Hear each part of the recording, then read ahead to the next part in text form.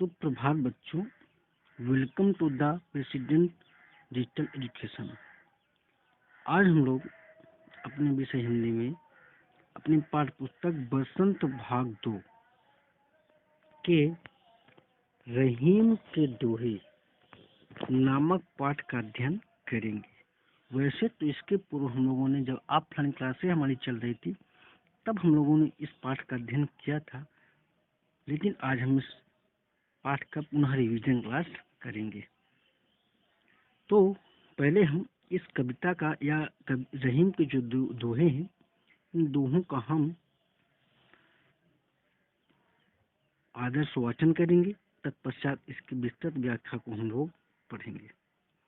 पहले हम इस पाठ को पढ़ने से पूर्व हम रहीम दास के विषय में सामान्य जानकारी प्राप्त करते हैं।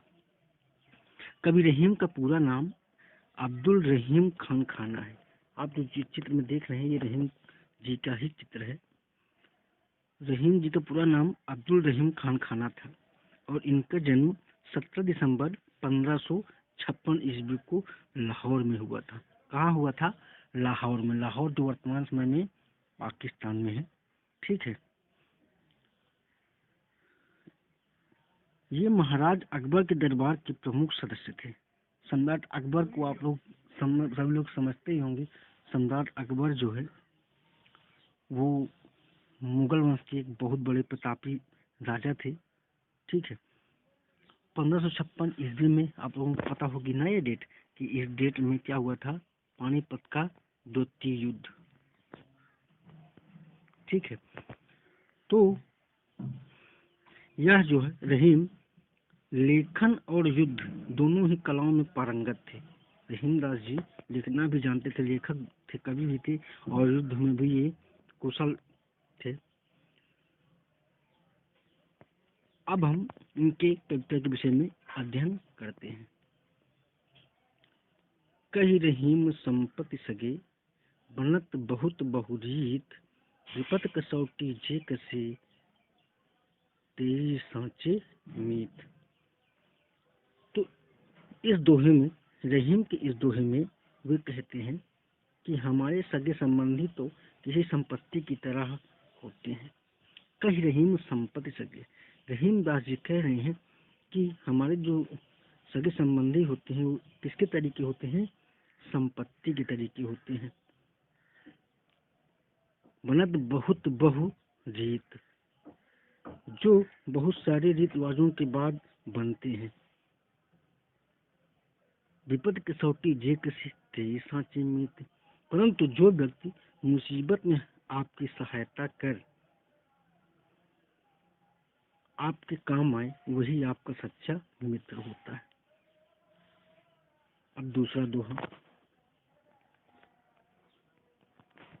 जाल परे जल जात बही तज मीनन को मोह रहीमन मछरी नीर को तऊ न छाणती छो।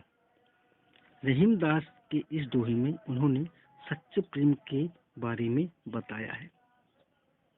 उनके अनुसार जाल पर जल जात बही, जब नदी में मछली पकड़ने के लिए जाल डालकर बाहर निकाला जाता है तो जाल परे जल जात बही तज मिलन को मुंह, तो जो जल होता है वह उसी समय बाहर निकल जाता है। उसे मछली से कोई प्रेम नहीं होता है। मीनन से मोह, मतलब मीन अर्थात मछली से उसका कोई मोह नहीं होता है। उसे मछली से कोई प्रेम नहीं होता है। रहीमन मछली नीर को, लेकिन रहीम दास जी कह रहे हैं कि जो मछली है उसको जो है पानी के प्रेम को वो कभी भूलती नहीं है, अर्थात उसे पानी से हमेशा लगाव रहता है। चौन छंडती छो, वह अपने मृत्यु पर्यंत, जब तक उसके शरीर में जीवन है वह तब तक उसको नहीं छोड़ती है। उसी के वियोग में या दुख में वो अपना प्राण त्याग देती है। तीसरा दोहा देखते हैं बच्चों हम लोग। तरवर फल नहीं खात है सरवर पियत न पान, कही रहीम पर काज हित संपत्ति सच्चे ही सुजान। रहीम जी ने अपने इस दोहे में कहा है कि जिस प्रकार वृक्ष अपने फल खुद नहीं खाते हैं, तरवर फल नहीं, तरवर मतलब वृक्ष, यहाँ पर आप लोगों ने देखा कि ब्रज का चित्र भी बना है। ऊपर आप लोगों ने जो पढ़ा वहाँ मछली और इन जल का चित्र यहाँ पे बना था। ठीक है, तो चित्रांकन के साथ भी इसको इन उदाहरणों को दिखाया गया है।